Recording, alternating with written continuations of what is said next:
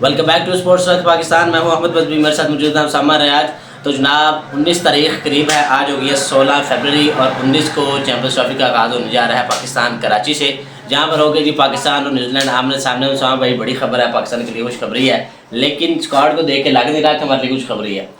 जी बिल्कुल, वैसे तो आज ओपनिंग सेरेमनी भी थी उसकी चैंपियंस ट्रॉफी की, लेकिन जब हम स्क्वाड की बात करते हैं और जो पाकिस्तान ने ट्राई सीरीज के अंदर परफॉर्मेंस दिखाई है, तो उस हिसाब से तो हम थोड़े से डिसअपॉइंट हो जाते हैं कि क्या हमारी टीम कहीं पहले राउंड से तो नहीं बाहर हो जाएगी, क्योंकि हमसे न्यूजीलैंड बहुत अच्छी क्रिकेट खेल रहा है और इंडिया तो खेल ही रहा है अच्छी क्रिकेट।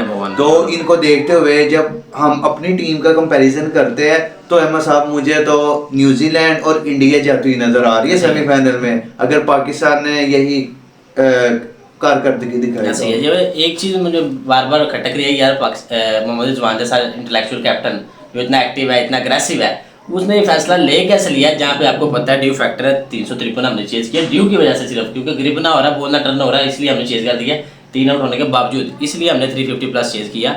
उसके बावजूद मोहम्मद रिजवान ने टॉस जीत के पहले बैटिंग का फैसला किया। ये हैरान कुन है यार, आप कैसे कैप्टन हो, आपको पता है यहाँ पे ड्यू आनी है, आपको पता है पहली पारी में बैटिंग मुश्किल है, आपको पता है चेज में ज़्यादा मैच जीते जाते हैं यहाँ पे, फिर आप भी उल्टे काम कर रहे हो यार।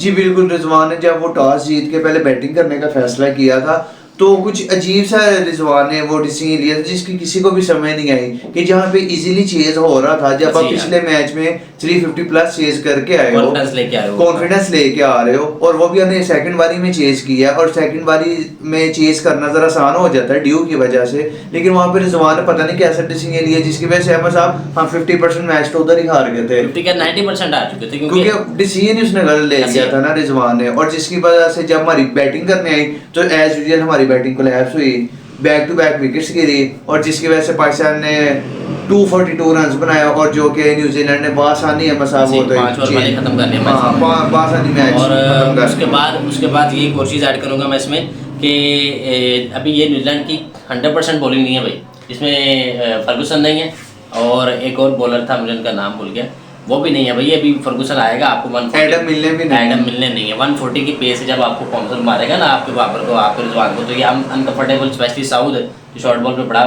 फंसते हैं, तो वो उनको तंग करेंगे। अभी वो बॉलर नहीं है इनके पास।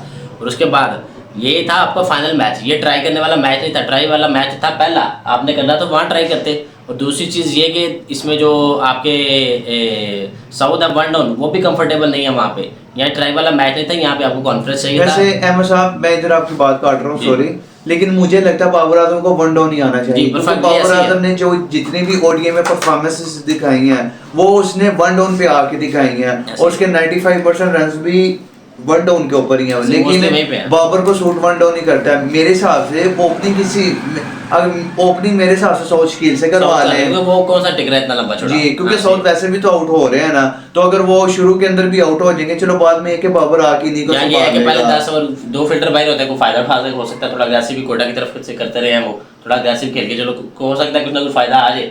बिल्कुल, और जैसे साउथ आउट हो रहे हैं जल्दी और बड़े रैश शॉट मार के आउट हो रहे हैं, तो इस हिसाब से तो साउथ को फिर ओपनिंग करवा दो और बाबर अपने नेचुरल नंबर पे खेले, ताकि अगर ऊपर से कोई जल्दी विकेट्स भी गिरती हैं तो बाबर को ये हो कि मैंने इनिंग एंकर भी करनी है, लेके चलना है। बेसिकली बाबर का अहमद साहब टीम में यही रोल है कि उसने अपने साथ बाकियों का खिलाना है, ठीक है, ना कि बाबर खुद एक शॉट लगा के गलत शॉट लगा के जल्दी आउट हो जाए, फिर हमें सब बाकी टीम पे प्रेशर आ जाता है। जो भी हम कहें, बाबर आजम हमारी टीम की बैकबोन है अभी भी, ठीक है, ओडीआई के अंदर स्पेशली, लेकिन अगर बाबर इस तरह जल्दी आउट होगा तो ये फिर हमारी टीम कोलैप्स करेगी, ठीक है। इक्का दुक्का हो सकता है कि 1-2 मैच में ना करे बाबर के जल्दी आउट होने से, लेकिन अमूमन बाबर के आउट होने से टीम पे प्रेशर आता है। उसके साथ 2023 वो नेपाल वाले सेंचुरी के बाद कुछ सेंचुरी बेशक नहीं आई, लेकिन Babar still ODI number 1 batsman थे। लास्ट ऑस्ट्रेलिया के वहाँ पे कुछ रन आए इनके, साउथ अफ्रीका में बैक टू बैक 50s आई, 2 सेम डे में, टेस्ट में 2 50s, और ओडीआई में 2 मैचों में 2 50s आई, रन बनने शुरू हो गए थे, लेकिन यहाँ आके फिर उन्होंने उल्टा काम किया, प्रॉपर ओपनर नहीं रखा, ओपनर की वजह से बाबर को ऊपर आना पड़ा, और आपके सामने नतीजा। फ़खर अगर आउट हो जाए तो बाबर वैसे ही स्लो खेलते हैं, तो बाबर आउट हो जाए फिर भी हमारी नैया जो है परेशानी का बायस बनती है। तो उम्मीद करते हैं जी जो हमारी सिलेक्शन कमेटी है वो कुछ इसके बारे में सोचे चाहे कामरान गुलाम को ओपनिंग पे ले आए। लेकिन अहमद साहब मेरी नजर के अंदर एक और नाम भी आ रहा है, जैसे एक उस्मान खान है, हाँ। वो भी एक ऊपर खेलते हैं, Aggressive भी हैं, बिल्कुल सही पॉइंट है। वो भी आ सकते हैं लेकिन opening इसमें एक इशू है ना, के साथ। रिजवान, उसको आपने रखा हुआ है एज ए बैकअप ओपनर, आपने उसको 11 में नहीं रखा हुआ, आपने उसको रिवर बैकअप के तौर पे रखा हुआ, ये प्रॉब्लम। लेकिन अगर हम उसे एज ए बैट्समैन खिला भी तो सकते हैं ना, बेशक रिजर्व वाले अंदर नहीं ना आते, प्रॉब्लम ये है। लेकिन फिर उसके लिए हमें जो ऑलरेडी 15 उसमें से एक बार करना पड़ेगा, और वो भी जब कोई इंजर्ड होगा तब। लेकिन अभी तक सारे फिट है तो लिहाजा वो आ नहीं सकते। आप या तो कामरान गुलाम को खिला सकते हैं, तो बेस्ट ऑप्शन आपके पास है सऊद, जो अग्रेसिव भी थोड़ा खेल लेते हैं, वो कोयटा की तरफ से ओपनिंग कर चुके हैं, 2 फील्डर्स का फायदा भी उठा सकेंगे, और बाबर अपने नेशनल नंबर पे आ जाएंगे। उसके बाद आपके कप्तान आ जाएंगे, फिर कामरान गुलाम आ जाएंगे, आगा सलमान, और मजबूरन खुर्शीद शाह तो हैं ही। और एक और चीज़ मुझे समझ नहीं आ रही भाई, ये जो लास्ट मैच हुआ है आपका, फ़हीम अशरफ, ये भाई आपके पास 2 ओवर के बॉलर हैं, ये कंफर्म हो चुका है, आपने उनको खिलाया स्नैन की प्रायोरिटी पे, हमारी बैटिंग डीप हो जाएगी। लेकिन एक चीज मैं और ऐड करूंगा, लेकिन अगर हमने फहीम से 2 ही ओवर कराने थे तो इससे अच्छे से हम ना ही खिलाते, तो किसी और को मौका दे देते। आकिब जावेद पड़ा हुआ है आपके पास, लेफ्ट आर्म बॉलर, अच्छा बॉलर है। और अगर हमने किसी को अगर खिला लिया है, लेकिन अगर हमने उसको अपॉर्चुनिटी नहीं प्रोवाइड करनी, तो फिर इससे बेहतर है कि हम उसको ना खिलाएं, जैसे फहीम के साथ मतलब बड़ा सिंपल है समा भाई, कि आपके कप्तान का उस पर एतमाद नहीं है, आप उसकी जगह आगा पार्टनर बॉलर को 10 ओवर करवा रहे हो, और आपके पास मेन स्पिनर ब्रार पड़ा हुआ है, आप उससे पहले आगा के 10 ओवर खत्म करा रहे हो, खुशदिल जो बैटिंग ऑलराउंडर है उसके 6 ओवर लगवा रहे हो, यार ये कैसी कप्तानी कर रहे हो आप। यही तो रिजवान ने कुछ अंदर ब्लंडर्स भी किए हैं, और जो आपका मेन बॉलर है उससे आप ओवर नहीं करवा रहे, पार्ट टाइमर से आप 10-10 ओवर करवा रहे हैं। अगर आपने नहीं फहीम पे कोई इंटरेस्ट शो करना था, इससे अच्छा किसी और बॉलर को खिला देते जिसपे आपका इंटरेस्ट शो करते, उसे ओवर करवाते हैं। ये चीज़ जो है, और साथ में शादाब खान जो है, उन्होंने अफगानिस्तान के खिलाफ जो है क्या कहते हैं उसे, वार्म अप मैच खेला है, 3 फॉर लिया, 3-13 बोर्ड पे लगाया था पाकिस्तान शाइज ने, और भाई 170 डालते 181 को ऑल आउट करते, शादाब ने 3 विकेट्स लिए हैं, थोड़ी बैटिंग से रन भी बनाए हैं, तो उनका नाम बड़ा आ रहा है, चल रहा है कि यार इनको अंदर ले लिया जाए, लेकिन ये मुमकिन लग नहीं रहा मुझे। लेकिन मुझे नहीं लगता कि शादाब खान की अब जगह बनती है, और वैसे भी हमें साहब जो स्क्वाड का लाना वो तो हो चुका है, ठीक है, और शादाब खान में भी मेरे हिसाब से जगह ना बने। लेकिन शादाब खान को अपनी फिटनेस के हवाले से, अपने परफॉर्मेंस के हवाले से थोड़ा पहले सोचना चाहिए था, एंड टाइम पे आके शादाब खान भी अच्छी बॉल कर रहे हैं। हुआ, मतलब ऐसे ही वो उन्होंने डिमांड किया कि हमें प्रैक्टिस मैच दें तो हम खेलें, तो पाकिस्तान की 3 टीम से कल आना हुआ, एक न्यूजीलैंड के खिलाफ खेल रही है, एक अफगानिस्तान के खिलाफ खेल रही है, और एक आई थिंक ऑस्ट्रेलिया के खिलाफ खेलेगी। तो ये वार्म अप थे उनके, वहाँ उन्होंने परफॉर्म कर रहे थे। दूसरे नंबर पे शादाब की हमें प्रॉब्लम थी बॉलिंग से, ठीक है, बैटिंग फिर भी वो करके देता था 7 में 8 नंबर पे। बेसिकली जो हमें शादाब खान से जो चीज रिक्वायर वो उसकी बॉलिंग, क्योंकि बैटिंग तो हमारे पास ऑलरेडी है, लेकिन ये है कि जो चीज उन्होंने इम्पैक्ट क्रिएट करते थे अपने शुरू वाले कैरियर्स के दिनों में, वो अपनी बॉलिंग से विकेट्स लेके देते थे पाकिस्तान को, जिसकी वजह से ओपोजिशन पे प्रेशर आता था। लेकिन अब वो हुआ ये कि उनकी जो बॉलिंग थी वही, मतलब कि उसकी बॉलिंग की फॉर्म चली गई, लेकिन बैटिंग से वो उतना कंट्रीब्यूट नहीं कर पाते जितना वो बॉलिंग से करते थे। तो ये चीज बेसिकली जिस वजह से शादाब बाहर हुआ, अपनी बॉलिंग की लैक और प्रैक्टिस की वजह से बाहर हुआ है। अभी मेनली जो है उस्मान खान, फ़हीम अशरफ और एक और जो है खुर्शीद शाह, चले ठीक है, लेकिन फिर भी वो भी बिल्कुल समझ नहीं आ रहे वो अंदर क्या कर रहे हैं स्क्वाड में। मोहम्मद हसनैन की परफॉर्मेंस बिल्कुल डाउन है, समझ नहीं आ रही वो स्क्वाड में क्या कर रहे हैं, ना ही उनकी जगह बनती है। चलो आपने बैकअप रखना, बैकअप रख लो, लेकिन आकिब जावेद से बेहतर बॉलर है, मैं उसको हाईलाइट करूंगा, क्योंकि वो लेफ्ट आर्म भी है, और बीपीएल में भी भाई जैसे आपने लेफ्ट आर्म का बॉल वैसे भी पड़ के अंदर की तरफ आता है, नेचुरल एक एंगल बनता है। फ़हीम और आपने खुशदिल को बीपीएल से चूज किया ना, तो आकिब को भी इसलिए चूज किया गया है क्योंकि वो बीपीएल से हैं, बीपीएल में परफॉर्म करके आए हैं, अच्छे हाईएस्ट विकेट टेकर्स में उनका नाम है, दूसरे या तीसरे नंबर पे है विकेट टेकर्स में। तो वहाँ से आपने वहाँ उनको पिक किया, तो आप उन्हें खिला सकते थे, ट्राई कर सकते थे, कोई बिल्कुल ट्राई कर सकते हैं। अब जैसे कि हारिस रऊफ का भी डाउट है क्या वो फिट हो पाएंगे पाकिस्तान और न्यूजीलैंड के चैंपियंस ट्रॉफी के मैच से पहले।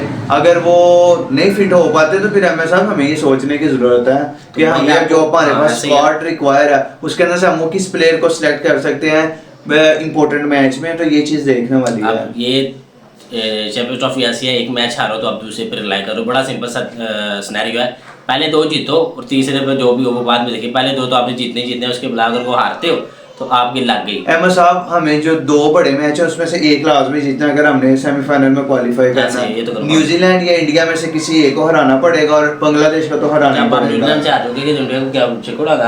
बिल्कुल, और मुझे जहाँ तक लगता है जिस तरह ये दोनों टीमें फॉर्म में, न्यूजीलैंड और इंडिया, तो अहमद साहब ये मुश्किल होने वाला है, ये आसान नहीं है, हलवा नहीं है ये। और जो 19 तारीख को मैच है वो भाई वो सिर्फ टॉस पे डिपेंड करेगा। बड़ा अगर रिजवान सोच के कल से थोड़ा फैसला है, अगर टॉस हमारे पल में गिरता है आप सीधा बॉलिंग की तरफ जाओ, कोई सवाल ही नहीं है सोचने के लिए। बिल्कुल बॉलिंग की तरफ जाना चाहिए। और सेकंड बारी में एक तो ड्यू आ जाएगी और दूसरा फिर एवरेज के साथ बंदा खेल सकता है। पहली बारी में एक चीज अहमद साहब बंदे को पता नहीं होता कि मैंने कितने टारगेट के लिए खेलना है, क्या टारगेट सेट करना है, 300 करना है 350 पता चाहिए, वो भी चेंज हो रहा है, फायदा नहीं है उसका।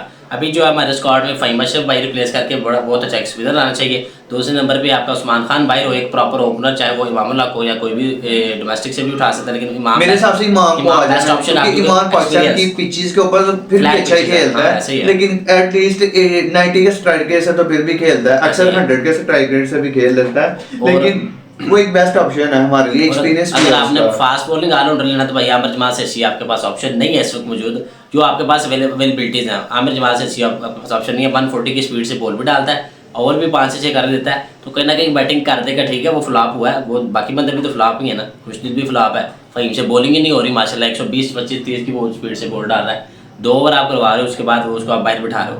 एक स्पिनर की जरूरत है, एक ऑलराउंडर की और एक ओपनर की, 3 हमारे मेन कर रहे हैं जनाब। इसके बाद जी रिपोर्ट आ रही है जी, ये जो हमारी चैंपियंस ट्रॉफी है ये किन मुल्कों में कहाँ ब्रॉडकास्ट होगी, ये आईसीसी ने ऑफिशियल चैनल पे अपना जो है ना कर दिया जी, डिटेल दे दिया। पाकिस्तान के अंदर एज यूजुअल जी हमारे जो है पीटीवी स्पोर्ट्स जो कि आगे भी हर दफा वही होते हैं। और एक सेकंड ये आगे डिटेल, सॉरी ढूंढने में थोड़ा पढ़ने में टाइम लग रहा है जी। पाकिस्तान में आ गई जी पीटीवी स्पोर्ट्स एंड 10 स्पोर्ट्स आ जाएंगे, ठीक हो गया। एंड कोर्स यूएई में आ जाएगी एंटायर मीना रीजन क्रिक लाइफ मैक्स और क्रिक लाइफ मैक्स 2, ये दोनों जो है ना with streaming available on stars ये स्टार की प्रोडक्शन है, स्टार जो इंडिया बनेंगे उनकी प्रोडक्शन है, ये वही वहाँ पे करेंगे। यूके में करें जी बेस्ट जो है स्काई स्पोर्ट्स क्रिकेट और स्काई स्पोर्ट्स मेन इवेंट, और sky go now and sky sports app पर भी दिखाया जाएगा।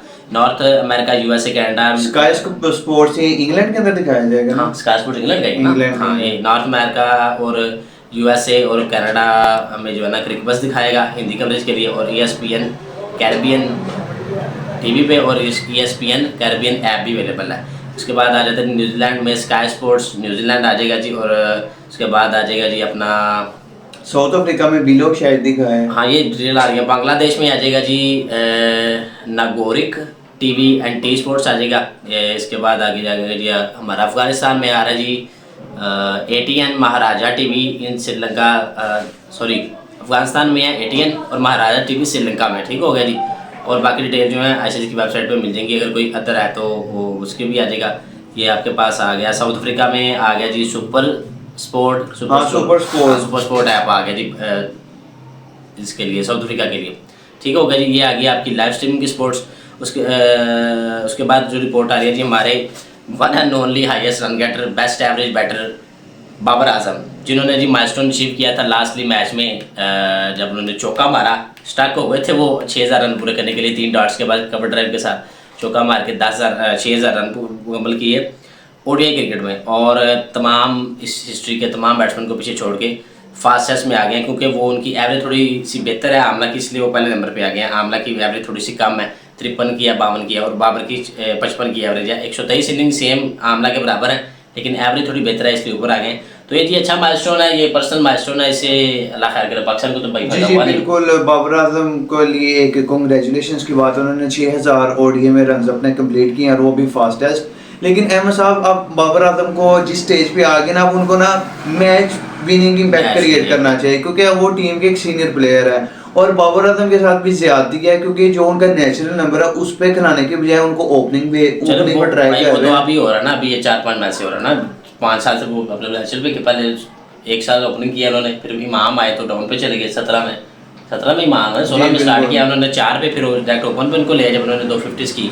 आई थिंक बाबर आजम ने जो 2017 से 23 तक क्या ना, ये अपना जो 24 में 1 पे खेला है, 24 2 पे 25 साल में पीछे भी 2 पे किए थे, 6-7 साल से 7 साल का एस्टिमेट हम लगाएं तो बाबर आजम 1 डाउन पे खेल रहे हैं। लेकिन उस हिसाब से देखा जाए बाबर आजम को अब टीम के लिए सिंगल हैंडेडली, जैसे विराट कोहली वो भी कितने सालों तक इंडिया को सिंगल हैंडेडली मैच जितवाते रहे हैं। अब बाबर आजम को ऐसी बारी खेलनी पड़ेगी और इनको अपने आप को बताना पड़ेगा कि यार मैं भी कोई प्लेयर हूँ, ठीक है। नो डाउट बाबर आजम बहुत अच्छे प्लेयर हैं, लेकिन बाबर आजम को प्रूव करना पड़ेगा कि यार हाँ मेरे अंदर भी कैपेसिटी है, मैं अकेला मैच जिता सकता हूँ। तो बाबर आजम के अंदर बस एक इस चीज की इंप्रूवमेंट आ जाए तो बाकी बाबर आजम बहुत अच्छे शानदार बैट्समैन हैं। उसामा भाई हमारे पास जो टॉप ऑर्डर और मिडिल ऑर्डर ना हमारा फखर साइम आ जाएगा इंशाल्लाह फ्यूचर में। आपके पास बाबर आ गया, रिजवान, आगा, कामरान के भी फिक्स नहीं है। ये 5 बंदे जो लॉन्ग टर्म पे हम सर्व करने वाले कंफर्म है। 2 साल तो कहीं नहीं गए, चलो ऊँच नीच वाली बात की बात है। ये 5 बंदों में से मैच विनर आपके पास एक जो कंफर्म जो कुछ जिता आगे दे रहा है 90 दिन अरसे से, वो है फखर। इसके पास एक्सपीरियंस है। बाबर के बाद जो सबसे एक्सपीरियंस है वो फखर के पास है मौजूदा टीम में। उसके बाद जो मैच जिता आगे अभी रिसेंटली 1 साल में साइम यूब थे इम्पैक्ट प्लेयर, जो आते ही स्टार्ट से यही मैच तो आगे दे रहे हैं, स्टार्ट से इम्पैक्ट आ रहे हैं अभी तक। और भाई 6 टॉप 6 बल्लेबाज में आपके बंदा को मैच तो आके दे रहा आगा, अब आके अच्छी नॉक फिनिशिंग कर रहा है। उधर बात है ओपनर के मैच जो तो आके दे सकता है सिंगल हैंडेडली, वो हैंड पे आके फिनिश कर सकता है। आप पहली बार ही ले रहे हो तो आपको वो 250 से 350 पे ले जाएगा। आप चेज कर रहे हो 25 बॉलों पे 50 चाहिए, जो 30 पे आपको 40 चाहिए, तो आपको करके दे देगा, चल जाएगा। लेकिन ऊपर से जो आपके टॉप 3-4 में सिर्फ एक अभी फखर है आपको जो मैच जितवा के देगा, और कोई बंदा नहीं है। और बाबर जो है अभी जो है कोई भी इम्पैक्ट नहीं जा रहे। लास्ट बारी जिन्होंने अच्छी खेली थी ओडीआई में, वो न्यूजीलैंड के खिलाफ वर्ल्ड कप 19 में थी, और उसके बाद कोई भाई बड़ी बारी नहीं आई बाबर आजम की। जी बिल्कुल, बाबर आजम को अब मैच विनिंग नॉक्स जैसे मैंने पहले बात की है खेलनी पड़ेंगी, तभी उनको प्रूव करना पड़ेगा कि यार मैं भी अकेला सिंगल हैंडेडली मैच जितवा सकता हूँ। तो अगर बाबर आजम इसके ऊपर काम कर लेते हैं तो ना फिर ये हमारी पाकिस्तान टीम के लिए भी अच्छा है और बाबर के लिए भी अच्छा होगा। अच्छा कोई ये नहीं सोचेगा यार इसकी एवरेज 60 की है, ठीक है एवरेज ही है, बस मैच नहीं जिता आ रहा है इसको बाहर बिठाओ, ये सोचेगा नहीं। 6 मैच हो गया 50 नहीं आई या 100 नहीं आया, इसको बाहर बिठाओ भाई। ये दूर नहीं, अब साइम आ गया, फखर आ गया, आगा जिससे मैच तो आ रहा है, तो मान लो उसने मैच फिनिश करके दिया आपको, ये ठीक है ड्यू की वजह से किया, ये है ना फिनिश के सिंगल हैंड खड़े होकर करके दिया, कैप्टनसी भी कर गया, मैच भी तो आगे तो वो आपको ठीक है, वो आपको रिस्पेक्ट करता है, वो हमेशा इसको कप्ताना बुलाता है, वो बाबर नहीं कहता कप्ताना थोड़ा इधर हो जा। कप्तान कह रहा है आपको, क्यों? वो आपकी रिस्पेक्ट कर रहा है क्योंकि आप उससे सीनियर हो, आप उसके कैप्टन रह चुके हो। लेकिन ये पाकिस्तान है भाई, यहाँ पे देर नहीं लगती आपको बाहर करने की। आपको टेस्ट में बिठा दिया था आकिब, उसने क्या नाम है आकिब जावेद, टेस्ट में बाहर बिठाया, क्यों बिठाया था? क्योंकि आपकी परफॉर्मेंस नहीं थी, आप मैच हारे जा रहे थे। पहला मैच भी इंग्लैंड से बुरी तरह रहे, आपको भाई बिठाया, कामरान को अंदर डाला, जनाब ने सेंचुरी मार दी आगे। और जब ओडीआई में उनको चांस मिला बाबर के नंबर पे, उन्होंने ओडीआई के अंदर भी सेंचुरी लगा दी।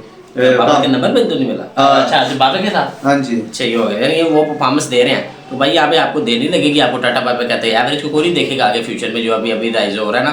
क्योंकि जब हम पाकिस्तान से एक्सपेक्ट करते हैं ना कि क्रिकेट खत्म होगी, तो पाकिस्तान अचानक आउटस्टैंडिंग परफॉर्मेंस देके बाहर आता है, और नए लड़के नए चेहरे बाहर आते हैं, जैसे कि 17 में हुआ, चैंपियंस ट्रॉफी में हुआ, जब से T20 वर्ल्ड कप में हुआ, अभी रिसेंट मैच में हुआ, तो इसी तरह होता है। तो आप अपने बारे में सोचें, आप पाकिस्तान के बारे में सोचें, कुछ ऐसे परफॉर्मेंस दे जिससे पाकिस्तान को फ़ायदा हो, 30 रन दे दे, इम्पैक्टफुल हो जाए, पाकिस्तान मैच जीते, हम खुश हैं भैया आपसे, हमें सोने चाहिए आपकी मेहरबानी, आप अच्छे स्ट्राइकर से खेलें और इससे आपको हमारे पाकिस्तान को फ़ायदा हो। तो जी आज के लिए इतना ही, उम्मीद करते हैं आज का हमारा शो आपको आया होगा पसंद। अगर आया हो पसंद तो वीडियो को कीजिए लाइक, चैनल को कीजिए सब्सक्राइब, और स्पोर्ट्स तक पाकिस्तान को इंस्टाग्राम और फेसबुक पर फॉलो कर लीजिए, ताकि आपके पास लेटेस्ट न्यूज़ पहुँचती रहे डेली बेसिस। और हमें दीजिए कल तक के लिए इजाज़त। मैं इंस्टाग्राम में अपना और भाई का लिंक भेज दूँगा, कोई सवाल हो तो भेजिएगा और फॉलो कर लीजिएगा। थैंक यू, तब कल तक के लिए अपना रखिए ख्याल, अल्लाह हाफिज़।